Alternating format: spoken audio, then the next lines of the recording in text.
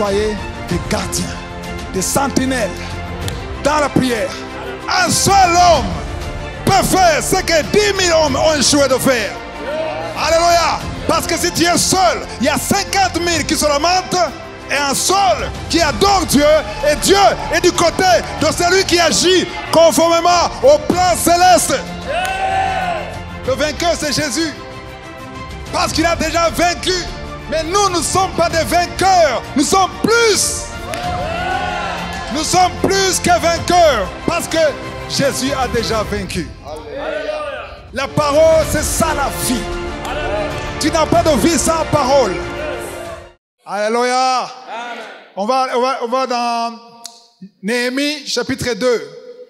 On va apprendre beaucoup de choses aujourd'hui à propos de la prière. Alléluia. Amen.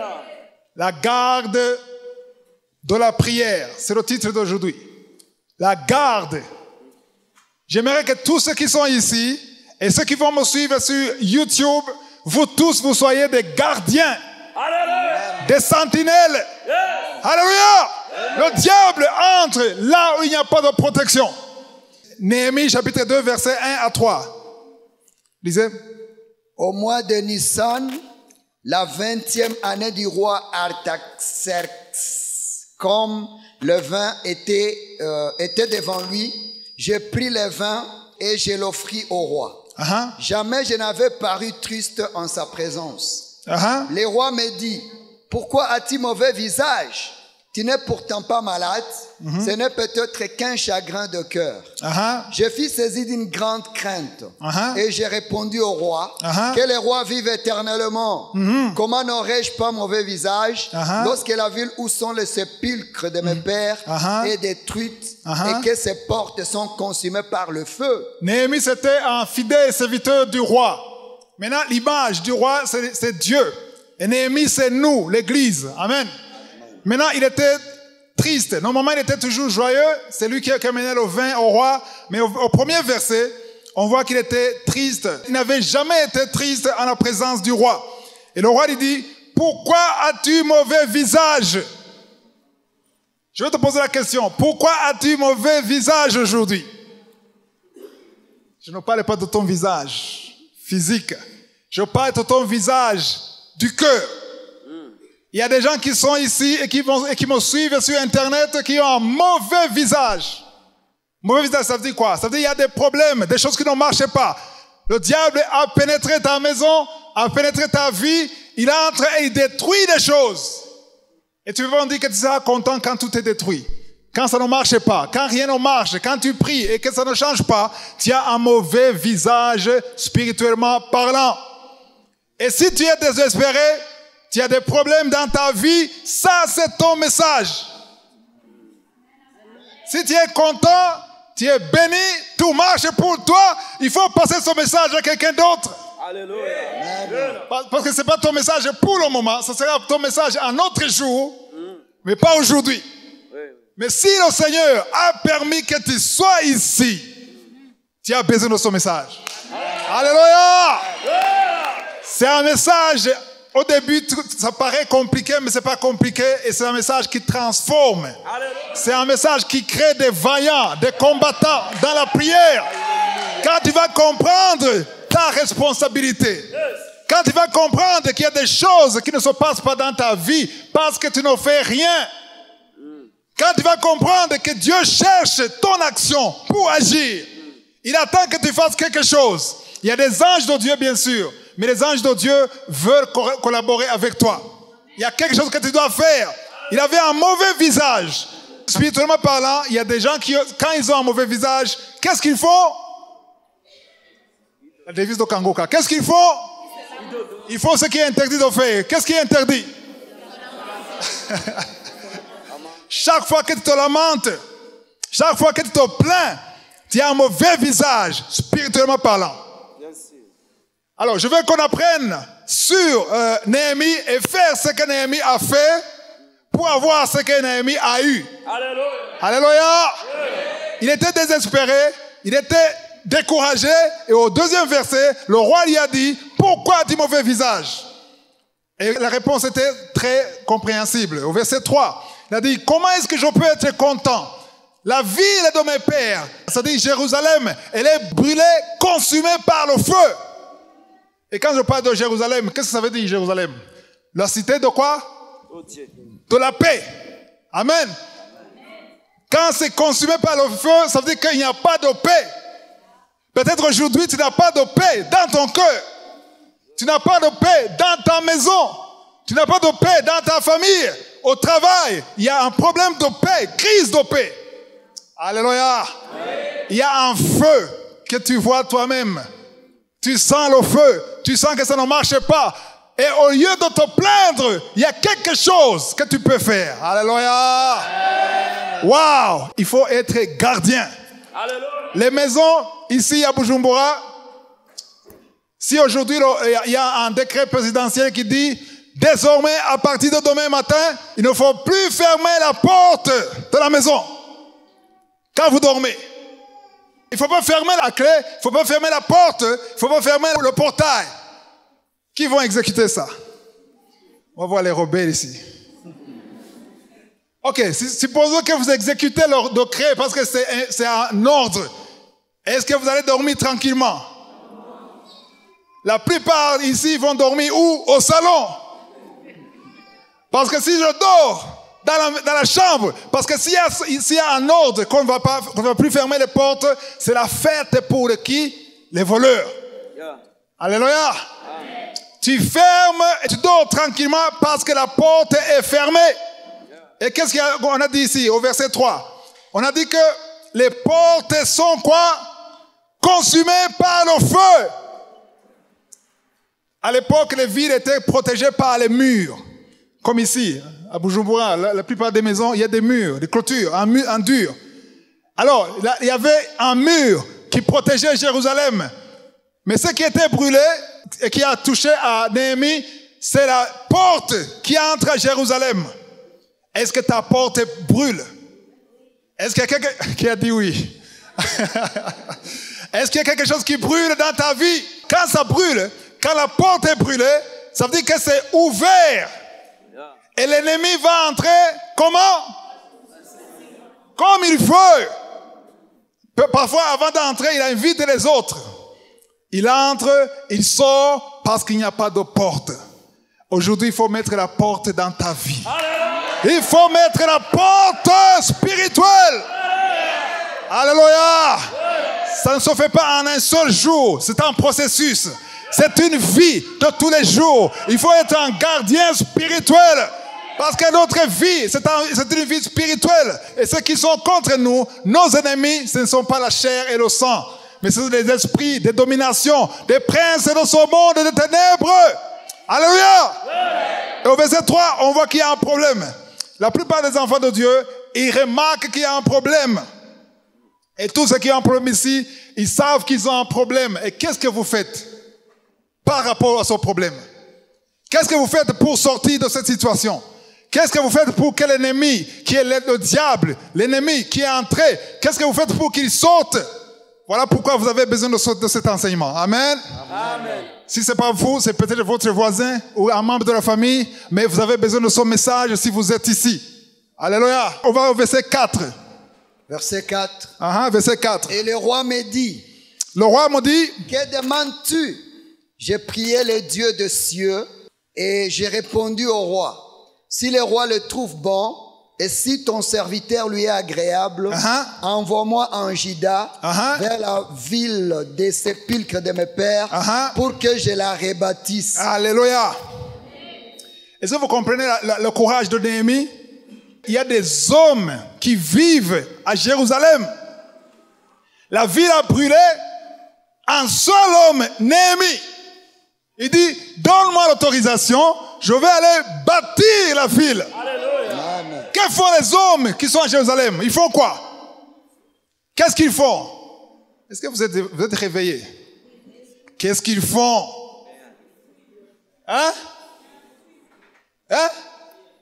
Rien. Non.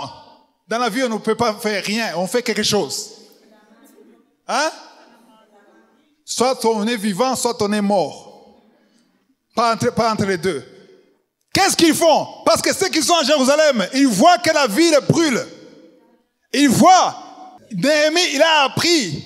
Je ne sais pas s'il a appris par SMS ou une lettre ou quelqu'un l'a appelé. Mais il a appris, pas un message. Il a eu peut-être une lettre. On lui a dit, la ville de Jérusalem, ça brûle. Les portes brûlent. Ça, c'est ce qu'il a appris. Mais dans Jérusalem, il y a des hommes. Ils se ramentent. Ah! Qui a dit ça? Applaudissez pour cet homme. Alléluia. Ils voient que les portes sont brûlées. Et qu'est-ce qu'ils font? Ils se lamentent. Et Néhémie dit, laisse-moi partir là-bas parce que je veux faire quelque chose. Je vais rebâtir. Amen. Je vais rebâtir Jérusalem. Alléluia. Un seul homme peut faire ce que 10 000 hommes ont échoué de faire. Alléluia. Parce que si tu es seul, il y a 50 000 qui se lamentent et un seul qui adore Dieu. Et Dieu est du côté de celui qui agit conformément au plan céleste. Ne te sous-estime pas. Alléluia. Ce n'est pas la qualité. Ce n'est pas ton âge. Ce n'est pas tes diplômes. Ce n'est pas ta force. C'est ta position par rapport à la volonté de Dieu. Tu peux sauver ta famille seul. Tu peux sauver toute une nation seul. Parce que quand tu pries pour une nation, alléluia, quand tu pries pour une nation, conformément au plan de Dieu, et Dieu ne s'occupe pas des autres qui se lamentent, il s'occupe de la seule personne. Alléluia. Dans Ézéchiel, chapitre 22, verset 30, il dit, je cherche un seul homme qui se tienne à la brèche. Je n'en trouve pas. Aïe, aïe, aïe, aïe. Peut-être que ça brûle parce que Dieu cherche quelqu'un. Et ce quelqu'un, ça peut être toi. C'est moi, c'est moi. J'ai dit que la personne qui peut sauver ta situation, ça peut être toi. Tu attends un prophète, mais ça peut être toi. Tu attends un pasteur, ça peut être toi. Comment est-ce que tu vas le faire? Mets-toi dans la position que Dieu veut. Sois là où Dieu veut que tu sois. Alléluia. Sois humble. Élève un sacrifice de louange. Ouvre ta bouche. Parle de sa gloire. Parle de sa puissance. Et lui fera le reste. En fait, toi, tu ne fais pas grand-chose. Tu ne fais pas grand-chose. Tu es seulement dans la position de permettre à Dieu de faire ce qu'il faut. Jacob, quand il a mis sa tête sur le roc, le roc, ça veut dire quoi? Le rocher, ça veut dire quoi? C'est Christ. Et quand il a mis dans cette position, qu'est-ce qu'il a vu dans le rêve? Il a vu une échelle et les anges qui descendaient et qui montaient. Alléluia. Quand on se lamente, on contribue à la destruction de la situation. On empire les choses. Et il a dit, donne-moi l'autorisation, moi seul. Un seul homme. En fait, on va voir que quand il est arrivé là-bas, il a essayé de convaincre les autres. Un seul homme peut changer la situation. C'est pas toi qui changes, c'est Dieu qui change à travers toi. Parce que Dieu agit avec ceux qui sont humbles. Quand tu gardes les yeux sur Dieu, il agit. Il y a ceux qui pensent changer la situation avec leur force. Et quand tu veux utiliser ta propre force, Dieu te laisse manifester ta force. Mais quand tu veux manifester la force de Dieu, alléluia, Dieu dit, ok, j'ai compris, laisse-moi maintenant agir. Laisse-moi manifester ma gloire. Tout dépend de ta position, tout dépend de ta vision, tout dépend de comment tu vois les choses dans ta vie. Parce que quand tu te lamentes, quand tu te plains, tu confirmes l'échec. Tu confirmes l'échec. Tu parles le langage de l'ennemi. C'est fini, c'est brûlé. C'est fini, il n'y a rien à faire. Un enfant de Dieu. Alléluia. Mais un seul homme. Alléluia. Il y avait plus d'1 million de personnes. 2 millions presque. Qui sont sortis d'Égypte. Mais il y avait Josué et Caleb. 2 personnes. Waouh! Tout le peuple a pu pénétrer dans la terre promise grâce à 2 personnes. Juste 2 personnes. Il y avait 12 espions, mais 2 des 12. Mais les 10 disaient, c'est pas possible. Parce qu'ils sont géants. Ils sont puissants. On n'y peut rien. Et visiblement, ils avaient raison. Parce que tout ce qu'ils ont vu, c'était vrai. Mais Josué et Caleb ont dit, non, attendez. C'est vrai qu'ils sont géants. C'est vrai qu'ils sont puissants. Devant nous, on ne peut rien. Mais, dites mais, notre Dieu, notre Dieu. Quand il y a la foi, tu ne sais pas comment Dieu va le faire. Tu ne sais pas à quel moyen il va passer. Les gens veulent avoir la foi quand ils comprennent comment Dieu va le faire. Quand tout est dessiné, là, on n'a pas besoin de foi. Non, on a besoin de constat. Mais la foi, j'ai dit la foi, c'est une assurance des choses qu'on ne peut pas voir. Mais c'est une démonstration. Une démonstration. Quand tu démontres quelque chose, ça veut dire que la chose existe déjà. Une femme enceinte peut te confirmer qu'elle est enceinte, qu'elle a un bébé et non pas un veau dans le ventre. Elle n'a pas encore fait l'échographie, mais elle sait qu'elle sent le bébé à l'intérieur.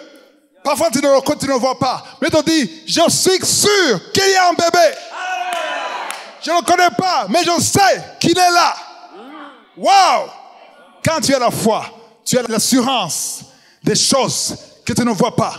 2 Corinthiens 5, 7, on ne marche pas par ce que nous voyons, mais on ne marche pas à quoi? On ne marche pas par la vue, mais par la foi. La foi, c'est quoi? Dans le deuxième enseignement, je vais donner une définition de la foi qui va changer votre façon de voir Dieu. Parce que la foi, ce n'est pas seulement une façon de croire. La foi, c'est une vie. Tu vis la chose. La foi, c'est quelque chose qui est réel. Ce n'est pas quelque chose qui viendra. C'est quelque chose qui est déjà là. Oh non. La foi, c'est quelque chose qui est déjà là. Pourquoi c'est déjà là? Parce qu'on a 2 mondes. Qui sait qu'on a 2 mondes? Il y a 2 mondes. Vous ne savez pas? Quels sont les 2 mondes? Visible et invisible. Tout ce que nous voyons dans le monde physique, ça a déjà été conçu, ça a déjà fait, c'est déjà terminé. Éphésiens 2, verset 10, on nous montre que les bonnes œuvres de Dieu ont déjà été accomplies. Alléluia. Les bénédictions que tu attends, c'est déjà accompli. Ah bon? C'est une surprise. Une bonne nouvelle. Amen. Éphésiens 1, verset 3. Béni soit notre Dieu, le Père de notre Seigneur Jésus. Amen. Amen. Pas qui nous bénira. Non. On ne dit pas qui nous bénira. Déjà. Il nous a. Il nous a. Non, pas il nous bénira. Quelqu'un qui a la foi, il ne demande pas que Dieu nous bénisse dans l'avenir. Parce que dans le passé, il a déjà béni ton avenir. Non. Jérémie 29, 11. Je connais les projets. Je connais les plans que j'ai sur toi. Des projets de bonheur, non de malheur. Ça ne s'arrête pas là-bas. Les projets non de malheur pour te donner un avenir et de l'espérance. C'est pourquoi dans Romains 12, verset 12. Il y a des versets qu'il faut retenir. Il dit persévérer. Avant de dire persévérer dans la prière, on dit quoi? Réjouissez-vous dans l'espérance. Pourquoi est-ce qu'on peut se réjouir dans l'espérance? Hein? Non, dans l'affliction. Il y a des problèmes, le feu qui brûle, l'affliction. Il faut se réjouir. Alléluia. Mais persévérer dans la prière. Une chose, on ne peut pas persévérer dans la prière si on n'a pas l'assurance de ce qui se passe dans le monde invisible. Je ne sais pas ce que tu attends dans la vie. Tu attends un ministère que Dieu t'a donné. Tu attends un mari. Tu attends une femme. Tu attends un bébé. Alléluia. Tu attends des choses qui sont conformes au plan de Dieu. Je veux voir ceux qui attendent des choses qui sont conformes au plan de Dieu. Vous savez sans douter que c'est le plan de Dieu. Hein, vous le savez? Mais ça ne vient pas. Et vous vous lamentez. Si je demandais qui se lamente de ces choses, au moins toi, tu es sincère. Et se lamente, tu te lamentes alors que tu sais que c'est le plan de Dieu. Et la foi, c'est quoi? La foi, c'est l'assurance que ces choses que tu attends, ces choses sont déjà une démonstration dans le monde invisible. C'est déjà là. Tout ce qu'il faut, c'est le transfert. Dis transfert. Transfert d'un monde invisible vers le monde visible. Alléluia. C'est pour ça que Néhémie était sûr de lui-même. En fait, il était sûr de son Dieu. Amen. Il était sûr de son Dieu parce qu'il disait, donne-moi l'autorisation d'aller rebâtir. Moi, alléluia, je vais rebâtir avec l'aide de Dieu. Le verset 4, il disait verset 4. Et le roi me dit, que demandes-tu? J'ai prié le Dieu des cieux. Verset 5. Et j'ai répondu au roi, si le roi le trouve bon, et si ton serviteur lui est agréable, envoie-moi en Juda vers la ville de sépulcre de mes pères pour que je la rebâtisse. Verset 6. Le roi auprès duquel la reine était assise me dit alors, combien ton voyage durera-t-il et quand seras-tu de retour? Il plut au roi de me laisser partir et je lui fixai un temps. Puis je dis au roi, si le roi le trouve bon, qu'on me donne des lettres pour le gouverneur de l'autre côté du fleuve, afin qu'il me laisse passer et entrer en Juda, et une lettre pour Asaph, garde forestier du roi, afin qu'il me fournisse du bois de charpente pour les portes de la citadelle, près de la maison, pour la mire. Tu vas sauter au verset 9, gagner du temps. Je m'ai rendu auprès du gouverneur de l'autre côté du fleuve et je lui ai remis des lettres du roi qui m'avait fait accompagner par des chefs de l'armée et par des cavaliers. Verset 9. Maintenant, on va lire le verset 10. Avant de lire le verset 10, ok. Au verset 8, on voit bien que c'est pour la muraille de la ville et pour la maison que j'occuperai. Le roi me donna ces lettres, car la bonne main de mon Dieu était sur moi. La bonne main de mon Dieu était sur moi. La bonne main de mon Dieu. De quel Dieu? De Dieu d'Abraham, d'Isaac, de Jacob. L'assurance de la victoire, c'est quand la bonne main. Il y a la mauvaise main et la bonne main. Quand la bonne main est sur toi, tu as l'assurance de la victoire. C'est pour ça que la Bible dit, nous ne sommes pas des vainqueurs. Qui sont vainqueurs ici? Le vainqueur, c'est Jésus. Parce qu'il a déjà vaincu. Mais nous ne sommes pas des vainqueurs. Nous sommes plus. Nous sommes plus que vainqueurs. Parce que Jésus a déjà vaincu. Ne cherche pas à vaincre. Il y a quelqu'un qui a déjà vaincu. Tu es appelé à marcher dans la victoire. Marche dans la victoire. Alléluia. Verset 10. Sanballat, le Honorite, et Tobidja, le serviteur ammonite, l'ayant appris, eurent un grand déplaisir de ce qu'il venait un homme pour chercher les biens des enfants d'Israël. Wow! Deux personnes. Sanballat et qui? Tobidja. Tobidja.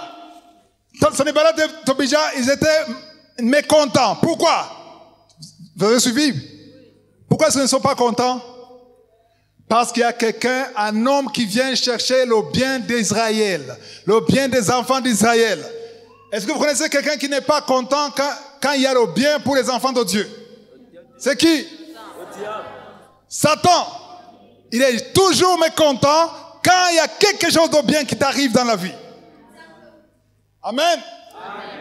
Et quelqu'un qui est mécontent quand il y a quelque chose de bien qui vient de Dieu pour toi, ce quelqu'un est inspiré par qui? Par qui? Vous avez peur de le dire? Il est inspiré par Satan. Parce que Satan est naturellement contre ce qui vient de Dieu. Satan est contre ce qui est bien pour les enfants de Dieu. Satan est contre les bénédictions des enfants de Dieu. Amen. Alors faites attention. Je veux votre attention. Alléluia. Faites attention quand vous êtes jaloux ou jalouse de de quelqu'un qui est béni par Dieu. Yes, yes. Parce que là, vous êtes dans le camp de Sanballat et qui est Tobija. Et Satan, le maître de la jalousie. Waouh! Il y a un silence de mort maintenant.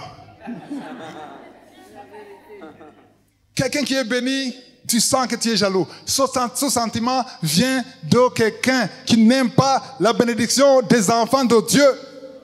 Et c'est Satan et ses démons. Yes. Et même les enfants de Dieu, parfois, ils vont dans le camp de quelqu'un qui est contre le plan de Dieu. Amen. Ces deux, ils étaient contre, ils étaient mécontents. Et le verset 11. J'arrivais à Jérusalem et j'y passais 3 jours. Après quoi, je m'ai levé pendant la nuit avec quelques hommes sans avoir dit à personne ce que mon Dieu m'avait mis au cœur de faire pour Jérusalem. Il n'y avait... Ça, c'est quel verset? Verset 12. 12, Il n'y avait avec moi d'autres bêtes de somme que ma propre monture. 13. Je sortis de nuit par la porte de la vallée et je me dirigeais contre la source du dragon et vers la porte du fumier, considérant le mirail en ruine de Jérusalem et réfléchissant à ces portes consumées par le feu. 13. Avant de continuer, est-ce que vous remarquez quelque chose que Néhémie a fait? Il fait tout publiquement. Il est fait comment? Secrètement. Aïe, aïe, aïe, aïe. Le principe de Dieu, c'est dans le secret. Amen. Il fait tout secrètement. Parce qu'il y a beaucoup de Sanballat et qui? Tobija. C'est bien de surprendre les Sanballat et Tobija. Parce que tes projets, tu les fais en secret, dans la prière, avec la communion de Dieu. Amen. Amen. Et le verset 14. J'ai passé près de la porte de la source et de l'étang du roi, et il n'y avait point de place par où put passer la bête qui était sous moi. J'ai monté de nuit par les torrents et je considérais encore la muraille. Puis j'ai rentré par la porte de la vallée et je fis ainsi des retours. Les magistrats ignoraient où j'étais allé et ce que je faisais. Jusqu'à ce moment, je n'avais rien dit aux Juifs, ni aux sacrificateurs, ni aux grands, ni aux magistrats, ni à aucun de ceux qui s'occupaient des affaires. Il n'a rien dit à tout ce monde, même les autorités, il n'a rien dit. Il a tout fait en secret. Waouh! Mais au verset 17, je veux qu'il lise le verset 17. Je leur dis alors, vous voyez le malheureux état où nous sommes. Jérusalem est détruite et ses portes sont consumées par le feu. Venez, rebâtissons la muraille de Jérusalem et nous ne serons plus dans l'opprobre. Le verset 17, c'est comme si tous ces gens dormaient et un seul homme qui vient faire quoi? Les réveiller. Venez maintenant, on peut rebâtir les murs. On peut rebâtir Jérusalem. Alléluia. Waouh. Et le verset 18. En fait, il n'était pas convaincu et personne ne le croyait. Parfois, tu peux dire des choses aux gens, ils se disent, non, ça tu es fou. Ça, c'est juste une folie de la foi, des chrétiens, des enfants de Dieu. Mais il y a quelque chose que parfois ça convainc, quelque chose qui convainc les enfants de Dieu. C'est au verset 18. Verset 18. Et je leur racontais comment la bonne main de mon Dieu avait été sur moi. Répétez ça. Je leur racontais quoi? Comment la bonne main de mon Dieu avait été sur moi. Wow. Et quelles paroles le roi m'avait adressées. Ils dirent, lèvons-nous et bâtissons. Wow. Hello. Vous êtes distrait, hein? Qu'est-ce que Néhémie a fait? Il leur a parlé, ils n'ont pas réagi. Ils n'ont rien dit. Parfois, quand quelqu'un ne répond pas, il n'est pas d'accord. Mais au verset 18, qu'est-ce que Néhémie a fait? Il a témoigné. Alléluia. Il leur a raconté comment la bonne main de son Dieu. Je veux que tu relises le verset 18. Parce que le témoignage, ça change. Le témoignage, ça édifie. Alléluia. C'est pour ça que je vous supplie toujours, partagez vos témoignages. Le témoignage, ce n'est pas de l'orgueil. Le témoignage, il y a la puissance. Le témoignage crée la foi. Ça édifie. Quand tu entends ce que Dieu a fait pour quelqu'un d'autre, tu te dis que Dieu peut le faire aussi pour toi. C'est pour ça qu'il faut toujours témoigner. Parce que dans l'Apocalypse, on dit que le témoignage, c'est quoi? C'est quoi? Le sang de l'agneau et le témoignage. Ils l'ont vaincu, le diable, par la parole de leur témoignage. Parce que le témoignage, c'est un combat. Alléluia. Le verset 17, ils n'ont rien fait. Et le verset 18, il est raconté comment la bonne main de son Dieu avait été sur lui. Et quelle parole le roi l'avait adressée. Et il dit, lève-nous, lève-toi. Oh. Combien vont se lever maintenant? Je ne te demande pas de te lever physiquement. Lève-toi spirituellement. Alléluia. Reprends la vie de prière. Il y a beaucoup ici qui ne prient plus. Vous avez abandonné la vie de prière. Vous allez dimanche à l'église, mais vous ne priez pas seul à la maison. Il n'y a pas un autre moyen, un meilleur moyen de rebâtir ta vie qu'une vie de prière. Je dis une vie de prière constante. Alléluia. Alors, le verset 18, on voit bien que le témoignage a convaincu. Même dans Apocalypse 12, verset 11, on montre la puissance du témoignage. Amen. Wow. Verset 19. Sanballat le Honorite, Tobidja le serviteur ammonite et Gerchem l'arabe, en ayant été informés, se moquèrent de nous et nous méprisèrent. Ils dirent, que faites-vous là? Vous révoltez-vous contre le roi? Wow! Est-ce que vous vous révoltez contre le roi? Ils sont en train de les menacer qu'ils se révoltent contre le roi. Quel roi parle-t-il? Le roi du monde aujourd'hui, c'est qui? Jésus a dit, Satan c'est qui? Le prince de ce monde. Et Paul dit, il est le Dieu de ce siècle. Amen. Quand tu mets en pratique la parole de Dieu, le diable ou ceux qui sont contre Dieu, ils disent que tu te révoltes contre le roi. Et c'est la vérité. Amen. En fait, tout le livre, si vous allez continuer, je vous demande de lire tout le livre de Néhémie parce qu'on n'a pas le temps. Aujourd'hui, je vais me limiter sur le premier chapitre. On va voir qu'ils ont rebâti Jérusalem. Ils ont rebâti avec une épée à la main. Une main construisait et une autre main tenait quoi? L'épée. Et l'épée, ça veut dire quoi spirituellement? Dans Ephésiens 6, verset 17, l'épée c'est quoi? La parole. Alléluia. Tu ne peux rien faire sans la parole. Tu peux danser comme on a dansé, mais tu as besoin de la parole. Parfois je suis choqué quand je vois les enfants de Dieu qui ne veulent pas la parole. Ils veulent la louange seulement. Ils veulent les concerts. Ils veulent danser. Ils ne veulent pas la parole. Quand on leur dit qu'il y a un concert, ils viennent. Nombreux sont là. Veillez de prière. Surtout quand on dit qu'on va danser la nuit, ils viennent. Mais quand on dit de venir écouter la parole, ils ne veulent pas. La parole, c'est ça la vie. Tu n'as pas de vie sans parole. Enfin, il y a une chose que vous devez comprendre. La parole, c'est ce qui a créé tout ce qui est visible et invisible. Dieu a créé tout par la parole. Qui est le soleil, qui est les étoiles, qui est la lune, toutes les planètes ont été créées par la parole. La parole était Dieu. La parole était avec Dieu. Et la parole était avec Dieu. Et la parole était Dieu. Rien n'a été fait sans la parole. Et la parole, dans Jean chapitre 1, verset 12. Amen. La parole s'est fait chair. Amen. Et ceux qui ont reçu la lumière sont maintenant appelés enfants de Dieu. Je vous demande d'aimer, d'aspirer, de vous attacher à la parole de Dieu. C'est pour ça qu'il faut lire la parole de Dieu. Je vous demande, toutes les émissions que vous entendez, écrivez ces versets. Écrivez ces versets. Méditez sur ces versets. Parce que c'est la parole qui donne la vie. Tu ne peux pas vivre sans la parole. Yes. Tu n'as pas de vie sans la parole. Amen. C'est la parole qui sauve. Amen. Amen. Wow. Maintenant, ils disent qu'ils se sont révoltés. Le verset 20. Alléluia. Il y a des enfants du diable. Ceux qui servent le diable. Amen. Il y a beaucoup de Sanballat et qui, Tobidja, dans ta vie. Ah bon? Vous le saviez? Quand tu as la vision de Dieu, quand tu as l'appel de Dieu, toujours, et quand tu ne rencontres pas Sanballat et Tobidja, c'est possible que ce n'est pas la vision de Dieu. Yes, yes. Tu as un plan pour le royaume de Dieu et il n'y a pas de Sanballat dans ta vie. Il n'y a personne qui te décourage, qui te dit que ce n'est pas possible. Il est fort possible que ça vienne de toi. Parce que quand ça vient de Dieu, il y a toujours Sanballat dans ta vie.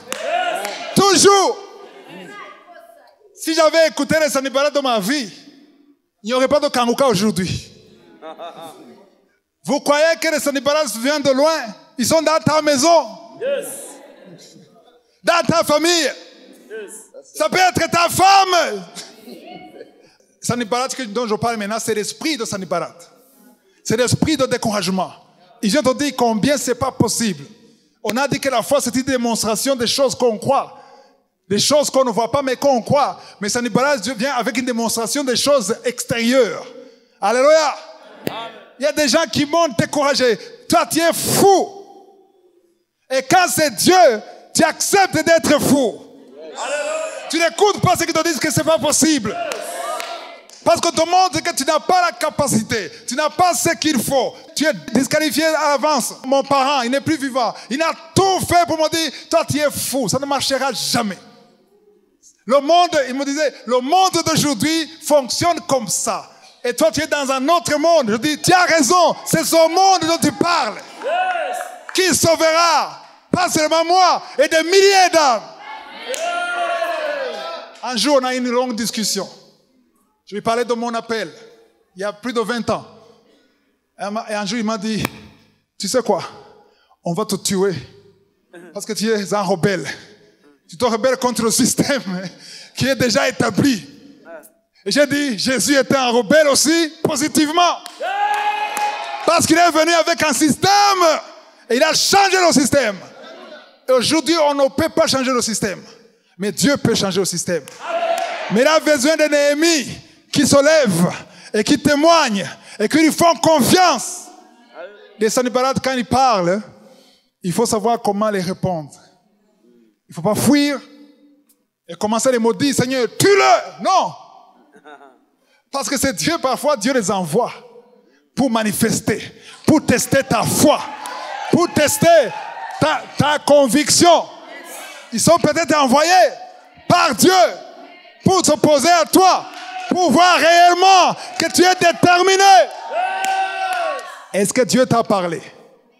Est-ce qu'il y a un message de Dieu que tu as déjà entendu dans ta vie?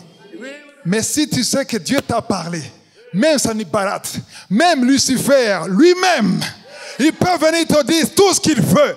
Alléluia. Il peut venir te dire tout ce qu'il veut. Mais tout ce qu'il te dira, il faut savoir comment lui répondre. Aïe, aïe, aïe, aïe. Parce que je vais moi-même lire le verset 20. Parce que je suis tellement... Waouh! Moi, je leur fis cette réponse. Dis à ton voisin, écoute la réponse. Je vous donne le temps. Écoute la réponse. Et à la maison, il faudra relire la réponse. Une réponse qui révolutionne.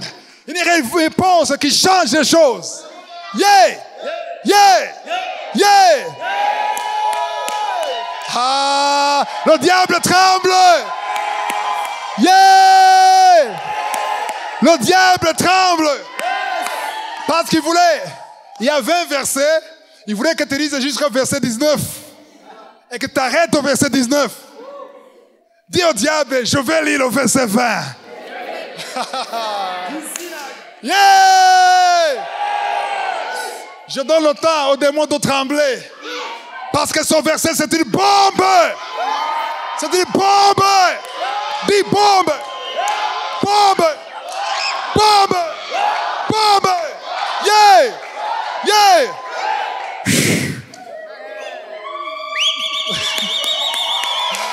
Yeah!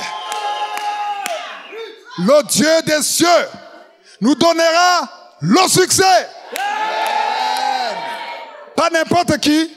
Nous, ses serviteurs, nous nous leverons et nous bâtirons. Mais vous, dites, mais vous qui? Sanballat, Tobija, oui, Sanballat, Tobija et les démons, ce sont ces vous. Mais nous, ce sont les croyants. Wow! Nous, dites nous. Nous, c'est nous. Et vous, c'est vous. Répétez ça. Je veux que vous le dites. Nous, c'est nous. Et vous, c'est vous. Quand dit vous, c'est vous, il faut faire comme ça. Nous, c'est nous. Vous, c'est vous. Et ceux qui s'opposent, ce sont les fous. Mais nous sommes connus là-bas. Et vous êtes connus là-bas. Hey! Yeah! Je répète maintenant. Yeah. J'aime ce verset. Le Dieu des cieux nous donnera le succès. Nous. On dit nous, c'est serviteurs. On peut aussi dire nous, les enfants de Dieu. Yeah. Nous, les enfants de Dieu. Alors maintenant, on va dire nous, ses serviteurs. Nous nous leverons. Répétez après moi. Nous nous leverons. Et nous bâtirons. Je répète, nous nous leverons. Et nous bâtirons. Nous nous leverons. Ah, je ne vous entends pas. Ok, on va refaire, ok? À haute voix, d'accord? Nous, ces serviteurs, nous nous leverons. Ils sont déjà levés. Nous nous leverons et nous bâtirons. Mais vous, regardez en bas. Il faut regarder en bas. Ok, on commence, ok? Nous, ces serviteurs, nous nous leverons. Il y a ceux qui sont encore assis, vraiment. On vous attend. On vous attend. Ok. Alors maintenant, c'est ainsi. Oh, toi aussi. Ah, il a raison. Il est assis. Quand il dit nous nous verrons, il va se lever. Lui, il a compris plus que nous. Ok, nous, ces serviteurs, nous nous leverons et nous bâtirons. Nous, ces serviteurs, nous nous leverons et nous bâtirons. Mais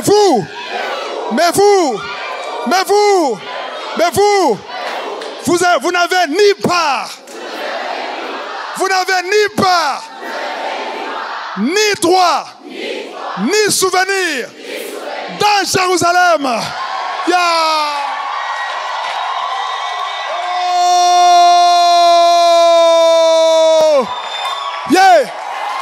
Ni part, ni souvenir, ni droit dans Jérusalem. Mais nous nous leverons et nous bâtirons.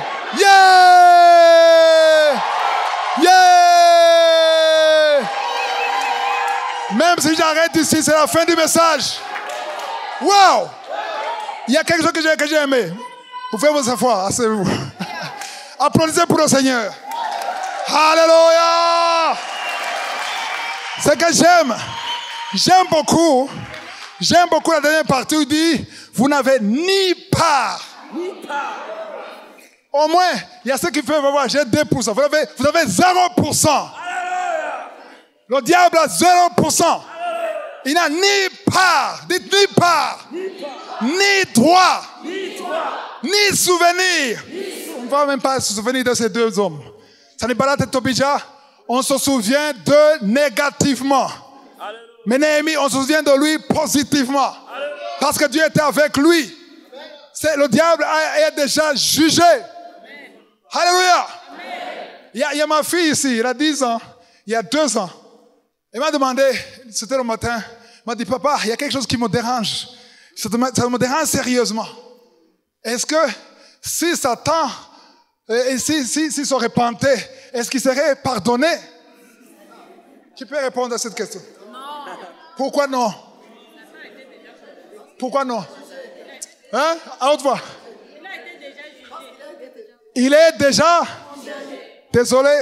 Condamné. Hein? Il est condamné. Donc, il n'a ni droit. Mais nous.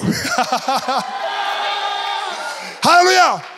Ce que le diable fait, il veut qu'on oublie que nous sommes nous. Parce que quand tu oublies que tu es nous, tu oublies c'est lui qui t'a sauvé. Tu oublies c'est lui qui t'a donné la force et la vie éternelle. Alléluia. Ceux qui se lamentent et se plaignent, ils oublient leur position. Ils commencent à penser qu'ils sont les vous alors qu'ils sont les nous. À partir d'aujourd'hui, vous n'êtes pas vous. Même si ça ne marche pas, même si ça paraît bloqué. Non, reste dans le nous. Ne bouge pas, ne bascule pas dans le vous. Reste dans le nous. Parce que quand tu es dans le nous, c'est là où les anges fonctionnent. Alléluia. Les anges cherchent les nous. Est-ce que vous êtes les nous? Je peux voir les nous ici. Ah, vous avez un autre nom aujourd'hui. Vous êtes nous. Les enfants de Dieu. Amen. Il y a un autre verset puissant. Parce que tout ce que j'ai dit maintenant, vous avez déjà entendu l'essentiel. Alléluia. Pour être un gardien dans la prière, la garde de la prière, il faut comprendre d'abord que tu es nous. Alléluia. Alléluia. Il faut comprendre que Dieu est avec toi. Même si ça ne marche pas, même si rien ne marche, tu restes dans la position de Dieu. Alléluia. Le diable te dira, peut-être ça ne va pas marcher. Il faut lui répondre que même si ça ne marche pas, je reste nous. Tu restes nous. Même si je meurs en tant que nous. En tant qu'enfant de Dieu. Et quand je meurs en tant que nous, je vais au ciel. Waouh! Il y a un passage que je veux qu'il lise dans 1 Pierre chapitre 5, verset 8. 1 Pierre 5, verset 8. 1 Pierre 5, 8. Soyez sobres, veillez. Votre adversaire, le diable, rôde comme un lion rugissant, cherchant qui il dévorerait. Il y a quelque chose qu'il a dit, je ne sais pas, il peut répéter. Soyez sobres, et quoi? Soyez sobres, veillez. Dites veillez. Veillez. Il y a beaucoup d'enfants de Dieu qui ne veillent pas. Veiller, c'est rester vigilant. Tu ne peux pas veiller et te lamenter, te plaindre, pleurer tout le temps. Quelqu'un qui ne prie pas, il ne veille pas. Vous le saviez? Si vous ne priez pas, si vous pouvez passer 2 jours sans prier, vous ne veillez pas. Quelqu'un qui veille, il ne peut pas sortir de la maison sans parler à son Créateur. Parce qu'il sait quoi? Il sait que dans le monde dans lequel il va sortir, il y a plein de vous qui vous attendent. Amen. Les vous sont là, ils vous attendent. Maintenant, qu'est-ce qu'il faut faire? Il faut veiller. Alléluia. Dites veiller. Veiller. En anglais, on dit watch. Pourquoi est-ce qu'il faut veiller? Pourquoi? Tu vas continuer. Pourquoi il faut veiller? Votre adversaire, adversaire, le diable, rôde comme un lion rugissant. Ceux qui ne savaient pas qu'ils ont un adversaire, vous avez un adversaire. Et j'aime beaucoup qu'on a précisé quel adversaire. Parce que beaucoup ont un mauvais adversaire. Ils prennent leur frère comme un adversaire. Leur ami comme un adversaire. Leur frère comme un adversaire. Ils prennent un homme de chair et de sang comme un adversaire. Mais l'adversaire, ce n'est pas un homme de chair et de sang. Il peut te détester. Il peut vouloir te tuer. Mais ce n'est pas lui le vrai adversaire. L'adversaire, c'est qui? On a cité le nom. Le diable. Amen. Il fait quoi? Hein? Il rôde. Comment? Il rôde comme un lion. Il y a quelqu'un qui peut imiter le lion. Comment est-ce qu'il rugit? C'est comme ça? J'ai essayé. Ça fait peur. Est-ce que si maintenant, est-ce que vous êtes sincère? Il n'y a pas d'hypocrite ici. Il n'y a pas de menteur ici. Je vous dis, il y a un lion qui entre par la porte, qui vont rester confortablement par la foi dans la chaise. Lève la main. Je vais voir les menteurs aujourd'hui. Il y a ceux qui vont même sauter jusque-là. Un lion qui ne rugit pas, qui entre seulement tranquillement. Tout le monde fuit. Yes. Maintenant, on nous parle d'un lion qui fait quoi? Pas qui sourit, qui rugit. Pourquoi? Il cherche quoi? On a bien dit ici. Il cherche quoi? Qui dévorera. Amen. C'est le verset 8. Hein? cherchant qui y dévorera. Résistez-lui avec une ferme assurance, une foi ferme. Tu vois le verset 9? Résistez-lui avec une foi ferme. Pas une foi qui trébuche, une foi qui marche en boitant, mais une foi ferme. De nous, qui connaît la bonne main de l'Éternel. Alléluia. Quelqu'un qui dit, je suis dans le plan de Dieu. Tu pries le matin, tu es désespéré. Ça fait des années que tu es chômeur.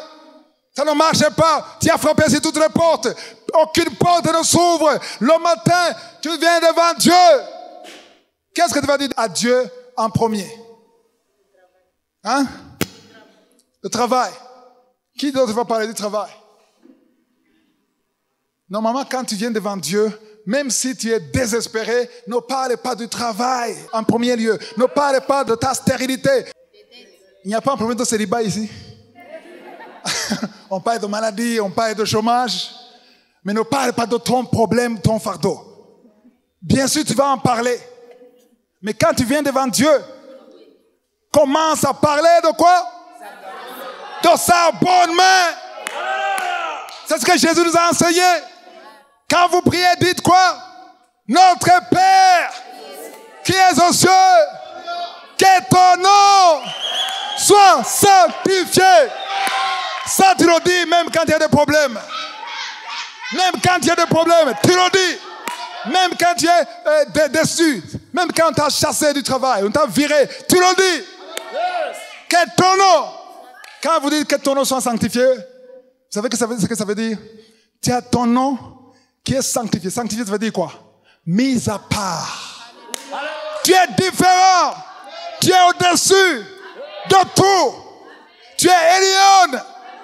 Jéhoshaphat, quand il priait, il a commencé à louer le Seigneur. Il a dit, n'est-ce pas la puissance et la force, est-ce que ça ne se trouve pas dans ta main? On ne peut rien faire, mais nous gardons nos yeux sur toi. Nous gardons nos yeux sur toi. Demain matin, quand tu vas prier, dis-lui que tu gardes tes yeux sur lui. Confesse son nom. Hébreux 13, 15, confesse son nom. Dis qu'il est Elion, au-dessus de tout. Jéhoshaphat a dit, tu es au-dessus de tous les rois. Tous les royaumes sont en dessous de tes pieds. Le monde entier est en dessous de tes pieds. Personne, alléluia. J'aime quand ça dit, si Dieu, Romains 8, je crois que c'est verset 31. Si Dieu est pour nous, qui sera contre nous? Qui? Quand tu pries, tu sais que tu es dans le plan de Dieu. Parle de son nom d'abord. Parle de sa grandeur. Médite sur sa bonne main. Alléluia. Les Sonibarat et les Tobija, rappelle-les qu'ils sont les fous qui n'ont aucun droit, aucun souvenir. Alléluia. Mais si Dieu est pour toi, qui peut s'opposer? En peu de mots, ce que je veux que vous appreniez aujourd'hui, soyez des gardiens, des sentinelles dans la prière. La garde de la prière, c'est le titre. La garde de la prière. Je vais te dire une chose, en secret. Quand tu pries tous les jours, il n'y a aucun jour qui se passe sans que tu pries. Tu commences tous les jours dans la prière. D'abord, il faut comprendre que la prière, ça n'a rien à voir avec les émotions. La prière, selon Romains 12, verset 1, la prière, c'est le sacrifice. C'est un sacrifice. Quand tu te lèves le matin, il ne faut pas que tu sentes l'envie de prier pour prier. Je le répète, il ne faut pas que tu aies envie de prier pour prier. Amen. Tu pries parce que tu veux la connexion divine. Tu pries parce que tu veux inviter le royaume de Dieu dans ta vie. Tu peux prier le matin et pendant la journée, tu as des problèmes. Mais ça ne t'empêche pas de prier le lendemain. Parce que quand tu pries tous les jours, c'est là où je vais terminer. Quand tu pries tous les jours que Dieu a créé dans ta vie, je peux te garantir 150%. Pas 100%, 150%. Que ta vie ne peut pas rester la même. Je peux te garantir 150% que Dieu doit intervenir dans ta vie tôt ou tard.